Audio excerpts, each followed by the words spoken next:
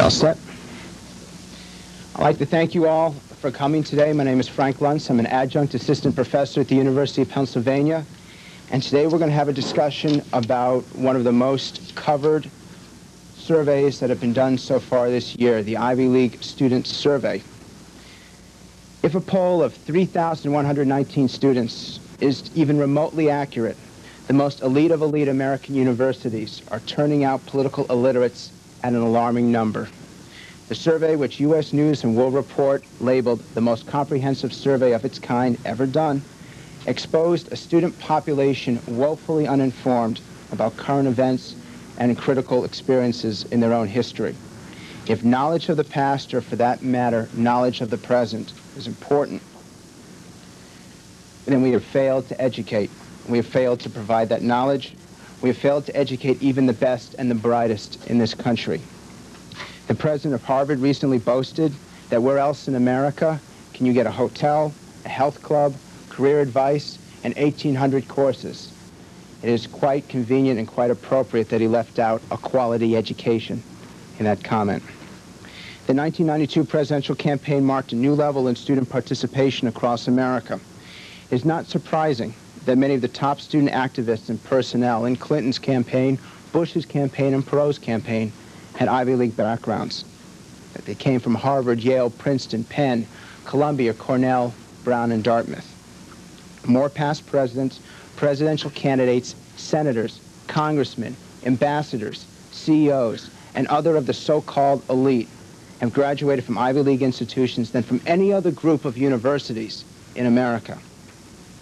Even in hard economic times, Ivy Leaguers get the best starting level assignments. 10 years from now, many of them will be well up the corporate ladder.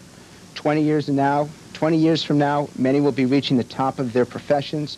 And 30 years from now, they'll be setting public trends and shaping public policy.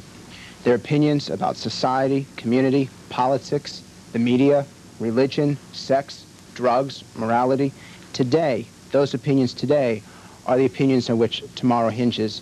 And you all should know, since you all are from the University of Pennsylvania, you're part of this. I mean, this is, in a sense, a study of what you are all about. So we took a poll, not just any poll. 12 students, of which 5 of them are sitting here today, set out to compile the most extensive and comprehensive survey of the Ivy League ever completed. It took over 2 months to create and refine, followed by 20 days of interviews. The sheer weight of data would boggle the mind. More than 200 questions, more than 200 demographic, attitudinal, and behavioral subgroups, more than 2,600 pages of data, and I ought to know because I attempted to copy and carry 10 sets of that, and more than 450,000 unique cross-tabulations. The way to begin this, and the first focus, should be on what students know or don't know, since that's what got the coverage. That's what U.S. News focused on. And I'd like to turn to Ed Miller to begin this. Your focus was on knowledge of current affairs, of world politics, and even American history. What do students know and not know? Well, if the public knew how woefully uninformed the average Ivy Leaguer really is, they'd be quite scared. After all, these are among the leaders of the future. And when you look into some of the numbers, you see why they should be scared. Half of Ivy Leaguers can't name their 2 United States senators. A quarter can't name a single one of their 2 senators. Of those students who say they will run for office in the future, 1 in 5 cannot name both of their 2 U.S. senators. These aren't questions about congressmen, state reps. These are about senators. 100 of the most powerful people in the world are unknown to many Ivy Leaguers.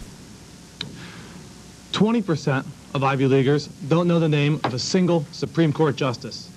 Given all of the Clarence Thomas hearings we saw last year, it's amazing that they can't even name one.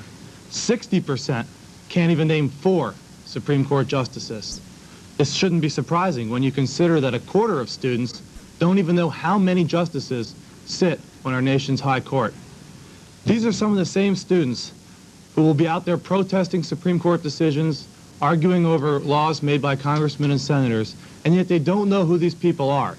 They don't know who are making these laws and who are deciding what they are inevitably protesting. Almost half of students couldn't identify the Speaker of the House, and greater than a third don't know the name of the chairman of the Federal Reserve Board. It may have been the economy, stupid, what the entire election of 1992 was about, to paraphrase James Carville. But to these students, the leader of the economic policy, the chairman of the Federal Reserve Board, is unknown. And these weren't questions that required too much effort on students. They were just multiple choice. Circle the answer was all that was necessary. We also used a series of citizenship questions, taken from actual citizenship exams that are administered to immigrants trying to gain citizenship in our country. Two questions I think really stick out in one's mind. The author of the Gettysburg Address, which included the passage describing American government as, quote, a government of the people, by the people, and for the people, was unknown to 3/4 of Ivy League students. Half of Ivy League students thought Thomas Jefferson was responsible for this historic passage. The easiest question we asked on this survey, one that was correctly answered by a 7-year-old yesterday at the Orioles game. It read, who wrote the Declaration of Independence, was missed by greater than 1 in 10 Ivy League students. The same students who are now being awarded Ivy League diplomas could not even qualify for American citizenship. We're forcing immigrants to learn what we're not even teaching our own children. We also asked about world events questions, specifically 3 questions about major world leaders. A third of Ivy Leaguers do not know with which organization Nelson Mandela is associated. 1 in 5 students incorrectly assumed he was associated with the Free South Africa Party, a fictitious add-in to the multiple choice smorgasbord. A third of students don't know that Lech Walesa led the Solidarity Movement. 35% of Ivy Leaguers cannot name the Prime Minister of Great Britain. I'll give you some background here on some of the breakdowns of the students. Only 6% of Ivy League students could correctly answer 12 or more of these 17 questions. And there are some pretty interesting differences between gender and race. A third of women could correctly answer more than half of the questions, while more than half of men could make the same claim. Only 1/4 of blacks got more than half of the questions right, compared to twice as many white students. Ignorance of current events and historical information also transcends one's major. The 2 majors that one would assume would have the highest percentage of students getting more than half the questions right, history and political science, boasted 2/3 of students who could correctly answer more than half of these correct. These were the best students at 2/3. The worst students were psychology majors.